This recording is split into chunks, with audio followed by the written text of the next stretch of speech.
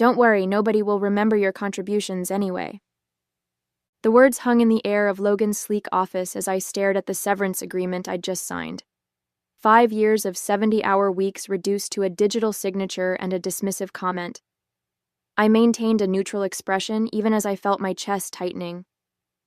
I appreciate the opportunity, I said, rising from the chair. Professional to the end. That's me, Dana Whitaker, Senior Systems Engineer, or former Senior Systems Engineer, as of 3 minutes ago. Logan Merritt, our charismatic CEO, didn't even look up from his laptop. His perfectly styled hair caught the San Diego sunlight streaming through the floor-to-ceiling windows that had been installed after our Series A funding came through. $10 million to scale the company I'd helped build from the ground up. I walked through the open office space, past rows of engineers who had no idea I wouldn't be returning tomorrow. Some of them were working with my code right now, code I'd written during countless all-nighters, code that formed the backbone of our entire product. The custom system architecture I designed when we were still working out of that dingy warehouse space downtown, when we couldn't afford air conditioning, and I'd keep coding even as sweat dripped down my back. Heading out early? Called Thomas from his desk, one of the newer hires who had no idea what was happening. Something like that, I replied with a smile that didn't reach my eyes. I packed my personal items quickly. There weren't many. A small plant, a framed photo of my sister's family, and a coffee mug. 5 years, and I could fit my personal effects into a single canvas tote. I'd given everything else to this company. As I waited for the elevator, I felt a chill creep up my spine. Logan's comment about nobody remembering my contributions wasn't just mean, it was wrong. Every line of that system architecture had my fingerprints on it. The documentation was in my unique structure, designed for my own understanding with shorthand notes that only made sense to me. I had purposely never created the comprehensive guide that had been on my to-do list for 3 years, always postponed for more urgent tasks. The elevator doors opened and I stepped inside. As they closed, I caught one last glimpse of the office that had been my second home. A thought occurred to me then. They really had no idea what they'd just done. I wasn't angry. Not yet. But I was suddenly very, very aware of my value, and of the precise location of every original architecture draft, version log, and IP-related correspondence that had my name on it. I grew up in the shadow of my father's failure. He was a brilliant engineer who designed a revolutionary battery system back in the 90s. When his company went public, they pushed him out and scrubbed his name from every press release. I vowed I'd never let that happen to me. Yet here I was, 29 years old, walking away from Quantum Shift with nothing but a severance check and a non-disclosure agreement that I had carefully reviewed before signing. The NDA covered company secrets, but it didn't cover my personal documentation process or the files I deliberately sent to my personal attorney before I'd even walked into Logan's office. I'd sensed this coming 3 weeks ago.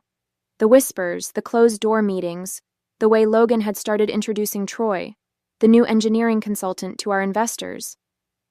I wasn't paranoid. I was prepared. On the drive home, I called my attorney, Valerie Knowles. "I've been dismissed," I said simply. "They're bringing in someone with more experience." "I see," Valerie replied, her voice steady. "And the severance package?" 6 months salary, standard NDA. Nothing about intellectual property beyond what was in my employment contract. "Smart girl," Valerie said, and I could hear her smile. "The files you sent over look solid. Let's meet tomorrow to discuss options." The next day, I didn't feel the customary urge to check my work email or Slack messages. Instead, I slept until 9 a.m. for the first time in years, made myself a proper breakfast, and drove to Valerie's office with a strange sense of lightness. Valerie had laid out my files across her conference table. Architecture diagrams, version control logs, emails that clearly showed my contributions, and, most importantly, proof that I had created the custom authentication system that made Quantum Shift's product unique in the marketplace. "You've been meticulous," Valerie said. "Most people don't document like this." "My father taught me to keep receipts," I replied. "So what do you want to do with all this?" she asked, gesturing to the evidence of my 5 years of work. I sat down, considering my options. I wasn't vindictive by nature. I hadn't been raised to seek revenge, but I had been raised to value my own worth. Nothing yet, I decided, but I want to be ready. Valerie nodded, understanding perfectly. They'll come looking for you. Companies like this always do, once they realize what they've lost. And when they do, we'll be prepared. I left Valerie's office feeling strangely at peace. For the first time in 5 years, my time was my own, and I intended to use it wisely. 3 weeks after my dismissal, I was sitting in a beachside cafe, sipping an overpriced latte and scrolling through job listings, when my phone rang. The caller ID showed Joseph Bryant, Quantum Shift's CTO. "Dana," he said, his voice overly friendly. "How have you been?" "Fine, Joseph," I replied, keeping my tone neutral. "What can I do for you?" "Well, the team has been working on the next release, and they had a few questions about some of your architecture decisions. I was hoping you might have time for a quick consultation." I took a slow sip of my coffee. Consultation was an interesting choice of words. "I'm not sure that would be appropriate given the circumstances of my departure," I said carefully. Joseph cleared his throat. "Look, Dana, we're willing to compensate you for your time. Logan may have been hasty in his decision." "Hasty," I repeated. "Is that what we're calling it?" There was a pause. "The documentation is a bit specialized." I almost laughed. Specialized was a polite way of saying that my personal shorthand was incomprehensible to the new team. I had documented everything, yes, but in a way that made perfect sense to me, and apparently no one else. "I'm afraid I'm quite busy at the moment," I said. "Perhaps Troy, with his extensive experience, can figure it out." "Dana," Joseph began, but I cut him off. "I wish you all the best, Joseph. Truly." I ended the call. My phone buzzed immediately with a text from Joseph. "We can double your consultation rate. Please reconsider." I set my phone down without replying. Let them stew for a bit. That evening, as I was making dinner, I received an email from Ethan Wilson, one of the junior engineers I had mentored. The subject line read, "You won't believe this." Ethan had always been loyal to me, grateful for the guidance I'd provided when no one else had time for him. The email was brief. "Dana, everything's falling apart here. Troy can't make sense of your authentication system. 3 clients have reported major issues after the latest deployment. Logan's blaming the engineering team, but everyone knows it's because they can't understand your architecture. Joseph is in full panic mode. Just thought you should know. Miss having you here?" I sat down at my kitchen counter, staring at the email. I hadn't expected things to unravel so quickly. Part of me felt a twinge of concern for my former colleagues. Most of them were good people caught in a bad situation. But another part of me, the part that remembered Logan's smirking dismissal, felt the first flicker of satisfaction. My phone rang again. This time it was Valerie. "I just got a call from Quantum Shift's legal department," she said. "They want to discuss a consulting arrangement." "Already?" I was surprised at how quickly things had escalated. "Apparently they're having some technical difficulties," Valerie said, her tone deliberately understated. "What do you recommend?" I asked. "I recommend we let them sweat a bit longer," she replied. "The more desperate they get, the better position you'll be in." As I hung up, I felt a shift inside me, the realization that I now held the power in this situation. It wasn't about revenge, it was about recognition of my value. And it seemed that recognition was finally coming. By the 4th week after my dismissal, the calls became more frequent. Joseph, Troy, even Ethan with unofficial pleas for help. I maintained my distance, giving vague responses when I bothered to answer at all. While they scrambled, I was busy. I'd set up meetings with 3 competing firms, not looking for employment, but exploring the market landscape. I needed to understand my position of strength. On a bright Tuesday morning, exactly 1 month after I'd cleaned out my desk, Logan himself called. "Dana," he said, his voice straining to maintain its usual confidence. "I think we got off on the wrong foot. The board and I have been discussing your departure, and we feel there might have been a misunderstanding. A misunderstanding, I repeated, keeping my voice flat. About what exactly? About your value to the company, Logan said, the words clearly difficult for him to utter. We'd like to bring you back on as a consultant to help with the transition. I almost asked, what about nobody remembering my contributions? But decided against it. No need to reveal my hand so early. I'm not interested in consulting, I said. But I appreciate the offer. Dana, be reasonable. We're talking about a significant consulting fee. 6 figures for a few weeks of work. I'm quite busy at the moment, I replied, echoing my response to Joseph. Best of luck with everything. I hung up before he could respond and immediately called Valerie. Logan just called offering a consulting position, I told her. 6 figures. They're getting desperate, Valerie said. But we need to tread carefully. Have you been monitoring their product? I had indeed. Quantum Shift's client-facing dashboard had been experiencing significant downtime. Their Twitter support account was working overtime responding to complaints. Their stock price, which had surged after the funding announcement, had dropped 15% in the past week. It's not looking good for them, I confirmed. Perfect, Valerie said. I've been doing some digging of my own. Did you know that Logan presented your authentication system as his own creation to the investors? I felt a cold shock run through me. What? I have a contact on their board. Apparently, Logan's been taking credit for your work for years. The investors were funding his vision, not realizing that the technical backbone was entirely your creation. The revelation shouldn't have surprised me, but it did. It was one thing to dismiss me. It was another to steal credit for my work. This crossed a line I hadn't anticipated.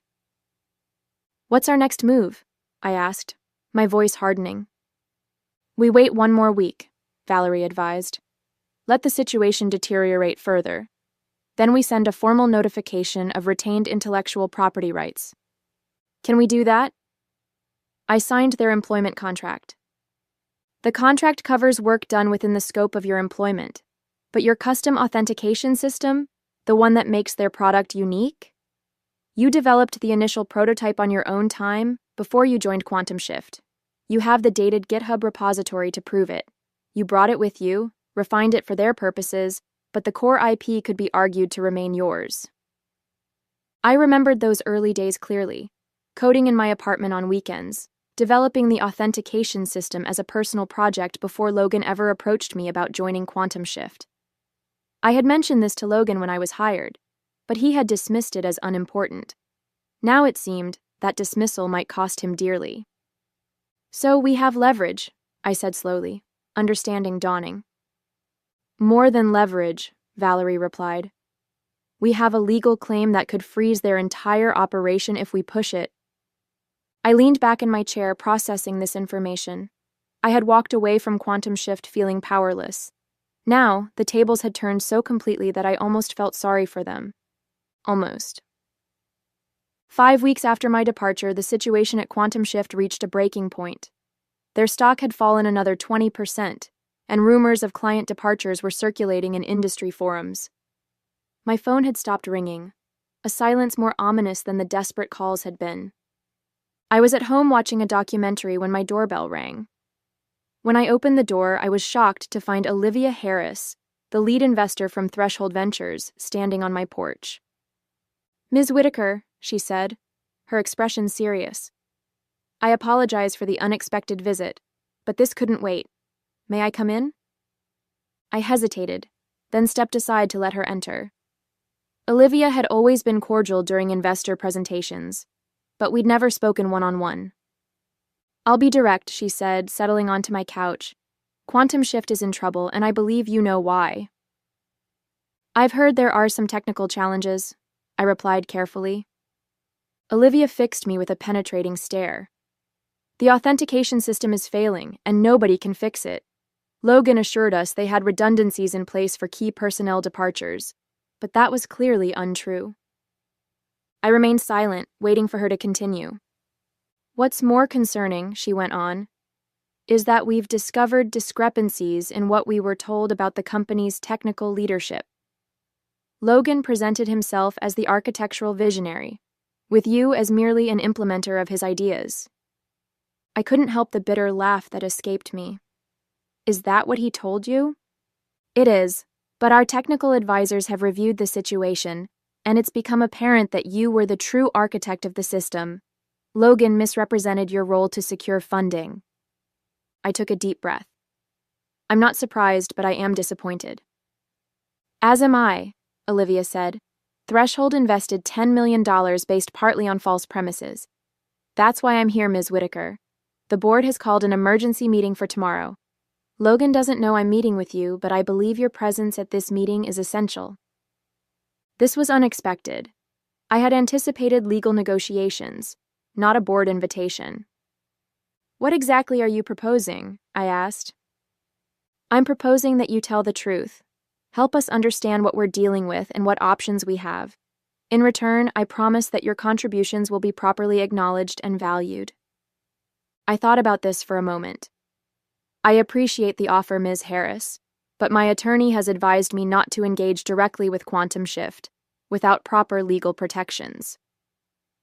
Olivia nodded, seemingly unsurprised. I understand. What if we include your attorney in the meeting? This isn't about cutting deals in back rooms. It's about transparency. The investors need to know what's really happening. I considered her proposal. Attending the board meeting could be risky, but it also presented an opportunity to directly address the people with the power to make real changes. I'll need to consult with my attorney, I said finally. Of course, Olivia stood to leave. The meeting is at 10 a.m. tomorrow. I hope to see you there. After she left, I immediately called Valerie and explained the situation. This is an interesting development, Valerie said. Earlier than I expected, but potentially advantageous. If you attend, you'll be speaking from a position of strength, not desperation. What about our original plan, the formal notification? We can still proceed with that. In fact, I'd recommend sending it tonight before the meeting. That way they'll be aware of your legal position when you walk into the room. I agreed, and Valerie promised to send the notification immediately. That night I barely slept. Tomorrow would be a confrontation I hadn't sought but now welcomed. I wasn't going in seeking revenge, but I was determined to set the record straight. Logan had tried to erase me from the narrative of Quantum Shift's success. Tomorrow I would write myself back in, this time indelibly. The Quantum Shift offices looked exactly the same as when I'd left 6 weeks ago, yet everything felt different. I walked through the reception area with Valerie beside me, turning heads as I passed. The whispers followed us down the hallway to the main conference room. When we entered, the tension was palpable. Around the long table sat the board members, including Olivia Harris, 3 other investors, and the company's executive team. Logan sat at the head of the table, his usual confident smile nowhere to be seen. Joseph, the CTO, looked like he hadn't slept in days. Ms. Whitaker, thank you for joining us, Olivia said, rising to greet me. And this must be your attorney, Ms. Knowles. That's correct, Valerie replied smoothly, setting her briefcase on the table. We received your invitation and are here in good faith, but I should note that we delivered a formal notification of retained intellectual property rights to Quantum Shift's legal team last night. Logan's face flushed with anger. This is absurd. You signed an employment contract that clearly states all work product belongs to the company. I'm aware of what I signed, I replied calmly. But the authentication system in question was initially developed before my employment began. I have documented proof, including the original GitHub repository with timestamps. One of the investors, a silver-haired man I recognized as Victor Lee from Magnitude Capital, leaned forward. Is this true, Logan? Did you know about this? Logan's expression tightened. Dana's making misleading claims. She may have had some preliminary code, but anything substantial was developed on company time. I retrieved my laptop from my bag and connected it to the conference room display. With your permission, I'd like to share some evidence. Olivia nodded, and I pulled up the GitHub repository, showing the commit history that clearly dated back to before my employment at Quantum Shift. Then I displayed emails between Logan and me from my early days at the company, where I explicitly mentioned bringing my authentication system to the project. You'll note, Valerie added, that Mr. Merritt acknowledged Dana's prior work in these communications, but never formalized any transfer of intellectual property rights beyond the standard employment agreement, which does not cover pre-existing work. The room fell silent as the board members exchanged glances. Logan shifted uncomfortably in his seat. There's more, I continued, pulling up slides from investor presentations. These are materials presented to you during the Series A round. You'll notice that the authentication system is highlighted as a key competitive advantage, but my name is conspicuously absent from any of the credits. Victor Lee removed his glasses, rubbing his temples. Logan, you represented yourself as the technical visionary behind these systems. I supervised their development, Logan insisted. Supervision is not creation, I countered, and your supervision consisted mainly of setting unrealistic deadlines while taking credit for the results. Joseph, who had been silent until now, cleared his throat. I can confirm that Dana was the principal architect of the authentication system. Without her, we can't maintain it properly, as the past 6 weeks have demonstrated. Logan glared at Joseph, but the damage was done. The investors were now looking at Logan with open suspicion. What exactly are you seeking here, Ms. Whitaker? Asked another board member. Valerie stepped in. My client is not looking to destroy Quantum Shift. She believes in the product she helped build. However, she requires proper recognition of her contributions, appropriate compensation for her intellectual property, and guarantees against future misrepresentation of her work. And if these terms aren't met, Logan challenged, then the notification stands, Valerie replied coolly. Quantum Shift will be legally prevented from using the authentication system, effectively rendering your product non-functional. The reality of the situation seemed to dawn on everyone simultaneously. Quantum Shift's $10 million valuation, their entire business model, hung in the balance. And I, the engineer they had so easily dismissed, now held the key to their survival. The emergency board meeting continued for another 3 hours. As discussions intensified, Logan's position weakened with each revelation. The board members, initially skeptical of my claims, grew increasingly convinced as more evidence emerged. Victor Lee called for a brief recess, during which the board members convened privately. When they returned, Olivia Harris addressed the room with a newfound authority. After careful consideration, the board has made several decisions, she announced. First, we're initiating an immediate leadership change. Logan, we appreciate your vision in founding Quantum Shift, but it's clear that there have been serious misrepresentations under your leadership. Logan's face went pale. You can't be serious. I built this company from nothing. With Dana's technology, Victor Lee added pointedly, a fact you deliberately concealed from us. Second, Olivia continued, we're offering Dana a new position as Chief Technology Officer, with appropriate equity compensation and full recognition for her past contributions. My heart raced. This was more than I had expected. Additionally, she said, we're proposing a licensing agreement for the authentication system with royalties on all future revenue derived from its use. Valerie and I exchanged glances. This addressed nearly everything we had hoped for.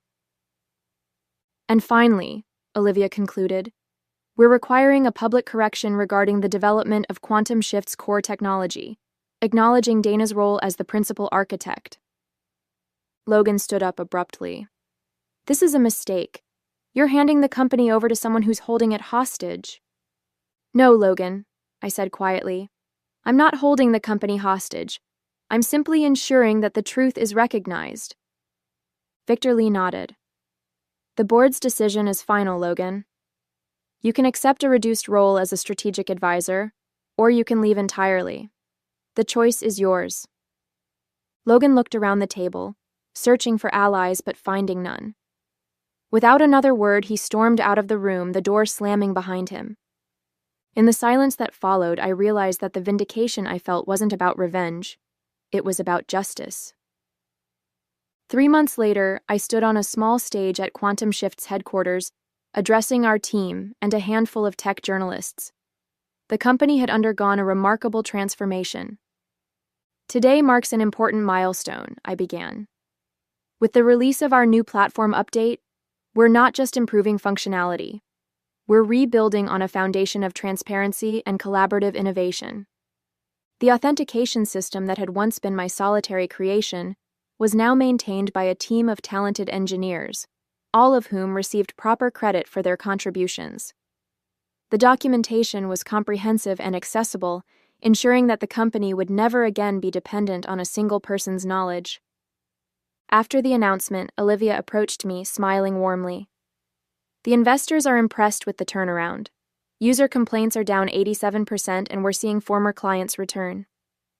It's a team effort, I replied, genuinely proud of what we had accomplished. True, but your leadership has been the catalyst. By the way, have you heard about Logan? I shook my head. Logan had chosen to leave the company entirely, rejecting the board's offer of an advisory role. He's trying to launch another startup, Olivia said, but he's finding it difficult to secure funding. Word travels fast in this industry. I felt a momentary pang of sympathy. I hope he learns from this experience. As do I, Olivia agreed, though some lessons come at a higher cost than others. Later that day, I received an unexpected email from Logan. It was brief. Dana, I owe you an apology. I should have valued your contributions instead of trying to diminish them. The company is better off in your hands. Logan.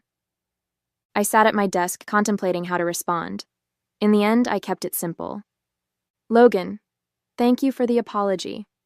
I wish you success in your future endeavors. Sometimes the most valuable lessons are the most painful ones. Dana. It wasn't about forgiveness or forgetting. It was about acknowledging the truth, something I had fought for and finally achieved.